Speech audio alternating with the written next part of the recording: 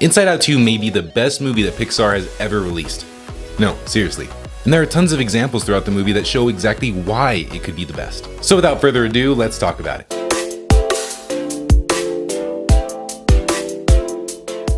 Inside Out 2 takes place a few years after the first one. Riley's getting a little bit older, she's really settling into who she is as a person. She's finally feeling comfortable at her school, she has a new group of friends, everything's looking perfect. That is until new emotions show up and start to change who she is to her core. So it's up to joy, sadness, fear, anger, and disgust to save Riley from these new emotions and get her back to who she actually is. There was a lot to love about the movie, not just from a story perspective, but other things that helped mold this movie into a modern classic. Let's start with Easter eggs and references from the first one.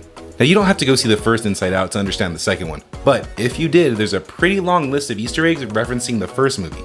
But here are some of my favorites. Number 1, the reference to the islands of Personality, Family, and Friendship Island. Now they're all still there, but as many of us has experienced in our teenage years, our Friendship Island, a little bit more active than the others. And that's exactly what happens to Riley. Number 2, the Triple Dent Gum song, it's still stuck in Riley's head. And number 3, one of the most beloved characters from the first movie who gave his life to save Joy, Bing Bong. Bing bong, bing bong. A small figurine sits on Joy's nightstand. These are just a few fun things that are pretty rewarding if you've seen the first. But also these things can be very relatable to those that haven't seen it. I mean, we've all had that catchy commercial song stuck in our head for days.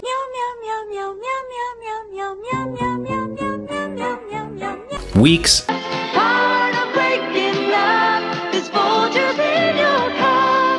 Or even years.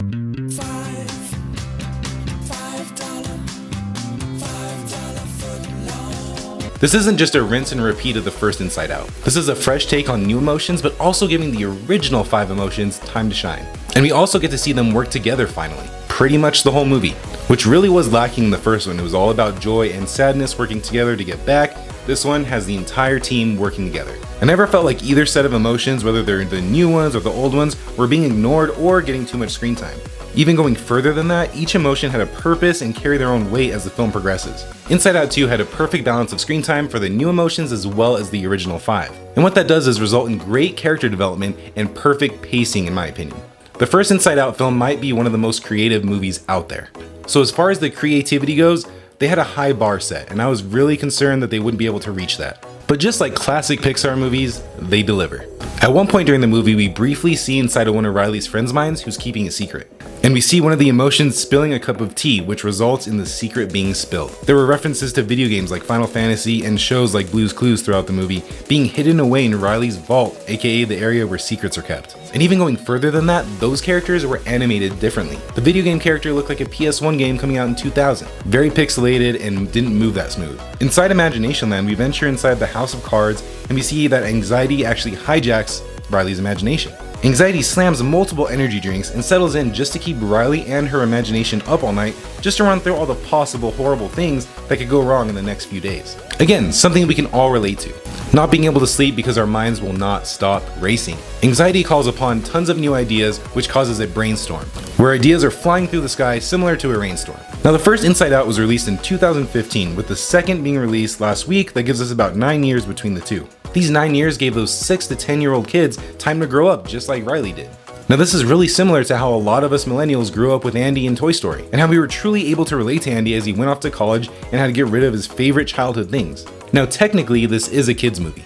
We follow a 13-year-old and learn about her emotions, but let's be honest, this movie is for adults. The introduction to the newest emotion, anxiety, that is relatable. At some point in our lives, we've all experienced these emotions, and even some of them have taken complete control at times. Inside Out 2 does a great job at helping everyone of all ages visualize anxiety in a profound way. They even give hope to teens and adults who are currently experiencing anxiety. There's a scene in the movie inside Riley's mom's mind where anxiety is not one of the major drivers on the dashboard, but pops in every so often just to say hi. But she's not a permanent resident. So due to some reported discrepancies in pay, Mindy Kaling, who voiced Disgust, and Bill Hader, who voiced Fear, did not return for Inside Out 2. Now it's not the end of the world or anything, but it is a little bit jarring going from the first one and how well they did in those voices to this one where something just seemed a little bit off. The new voice actors were not bad, that's not what I'm saying. It's just that those voices were so prominent and so well known that when these new ones come in, you're like, hold on, what's going on here? And I think I speak for everyone when I say that I love a seamless sequel where everyone from the first one comes back in their roles.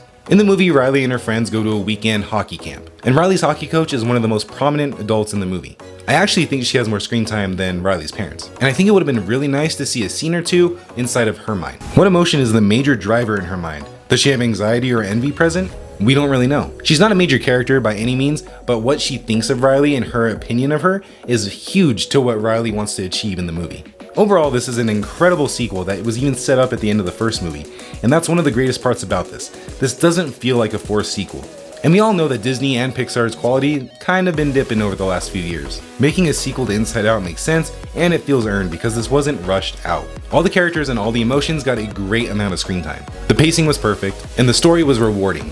Now, even the most perfect movie out there can have flaws. But for me, Inside Out 2, even with its very few flaws that I found, ended up exceeding my expectations for what a sequel could be. So much love and so much time went into developing this movie, and you can just tell by watching it how much fun Pixar had with making the movie in general, but also creating the new emotions that they wanted to show us. It's such a relatable movie that I think that there's going to be something in the movie for everyone. Pixar is finally back. And those are the reasons why I think that Inside Out 2 is an absolute masterpiece.